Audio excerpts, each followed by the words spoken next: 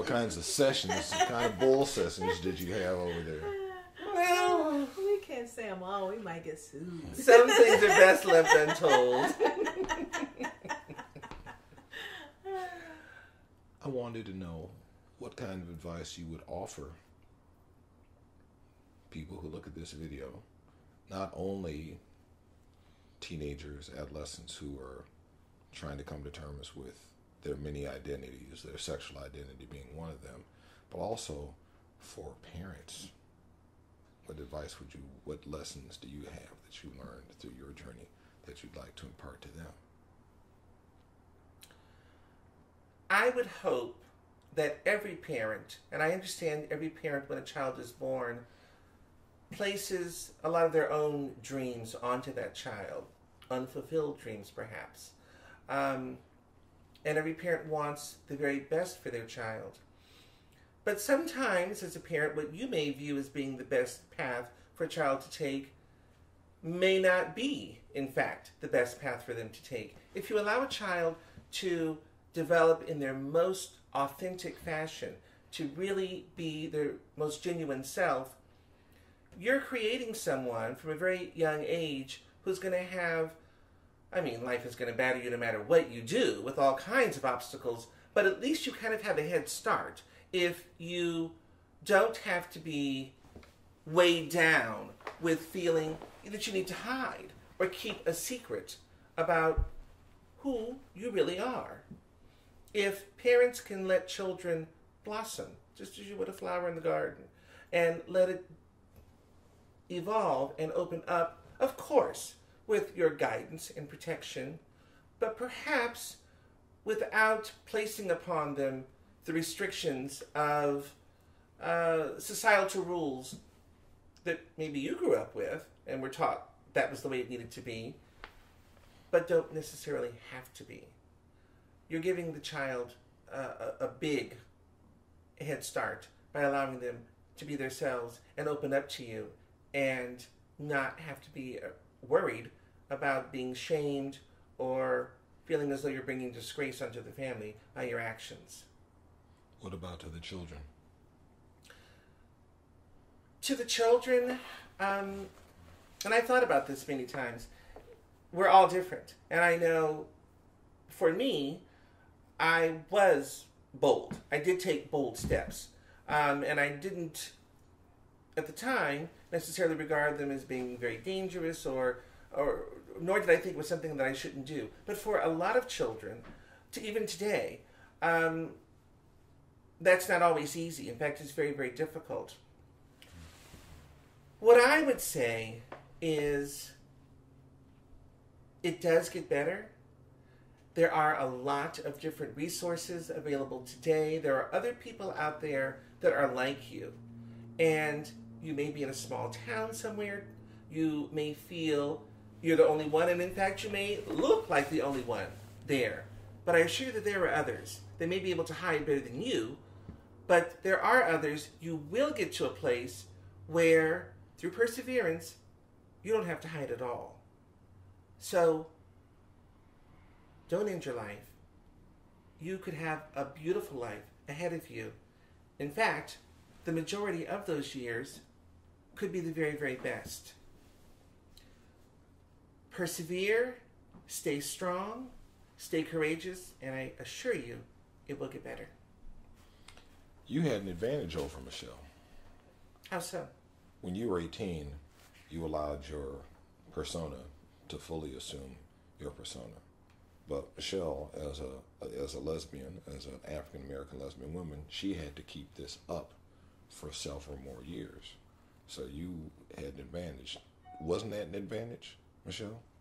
He was able to sort of free himself from these constraints sooner than you were.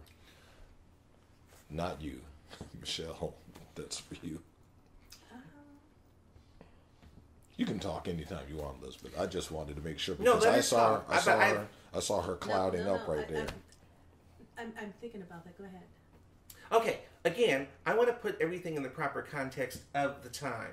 So we're talking 1980s, and we're talking an era, again, where a lot of things that today are even somewhat taken for granted. A lot of things a lot of mindsets were closed in those days, and roles were very important at that time. For many of us, and although Nefertiti is not here, I feel on this one topic I can definitely speak for her. For those of us becoming adults, we had to make some important life choices. We had to decide what kind of a career path, since we were now adults and expected to take care of ourselves, we were going to embark upon. And I'll let Michelle definitely speak on this for herself, but I know for me, I had to make a difficult choice because I saw lots of other transgendered people who I met in social settings, and we had a wonderful time. They chose to be the term that became widely known as 24/7, meaning they chose to express themselves in their female form around the clock, continuously, never showing their male side ever again. I contemplated this for quite some time, and I decided I could not follow that path. Why? Because I knew all of the employment doors would be slammed in my face were I to show up that way. So, for myself, certainly, and I suspect perhaps for Michelle, we had the very real black and white decision to make of when and where and how we were going to expose certain aspects of our life. We could not take on mainstream jobs and really hope to get ahead if we had too much shock value for a culture that in those days simply wasn't ready to receive us. What was your occupation?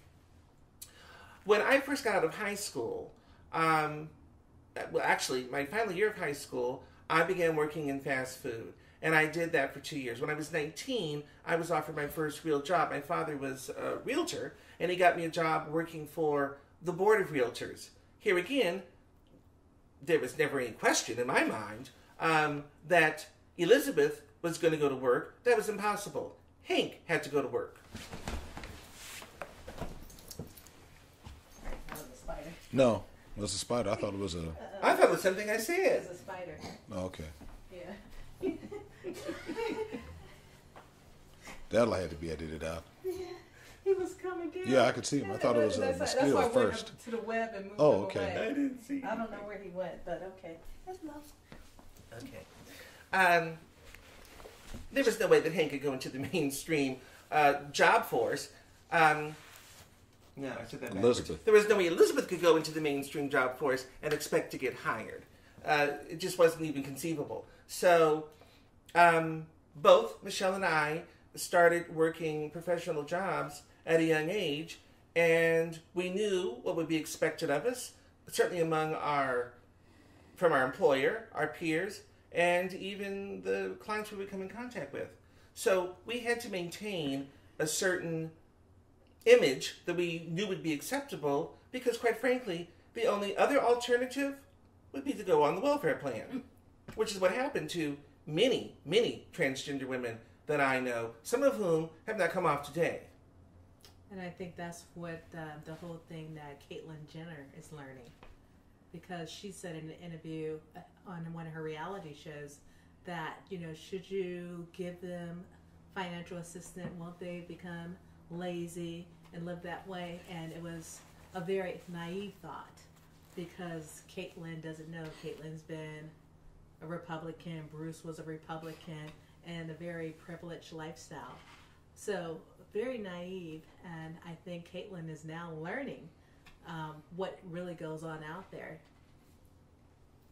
Right? I agree with that 100%. It's very, very difficult to go out and in an identifying with the gender that you were not born with. When you do that, you are, every single day you walk out of your front door, you're going to encounter people who simply, because of lack of experience, exposure, whatever, they don't understand.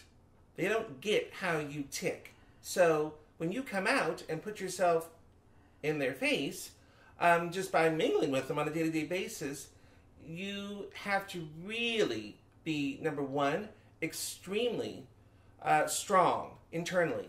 You have to have a lot of courage, a lot of confidence, and you have to prepare yourself. There's going to be rejection along the way. If you even get to that phase, and if you work on yourself, you will. But if you get to that phase, you still have to go through life on a day-to-day basis, preparing yourself in 2015 that you're going to be met with discrimination and still, in some arenas, outright rejection. And I have gone through life telling myself, pick your battles carefully. Some you will win, some you will not win, some you don't need to mount at all. It simply isn't worth it. So, in one sense, it helps you to fine-tune what ought to be most important in life. Because I've learned, and I learned this a long time ago, you cannot control to some degree what people think about you or think of you. You cannot change other people's minds simply by turning on a switch, like you're turning on a light. However, you can lead by example, and you can influence people's way of thinking by the way you conduct yourself and the way you carry yourself. You really can make an impact. You can leave something upon people that gives them pause for thought. And that's a powerful gift once you realize you have it. And I've known for a long time that I have had it, and I do enjoy using it. And it makes me feel good knowing I'm doing a small part to change the way people think about people like myself.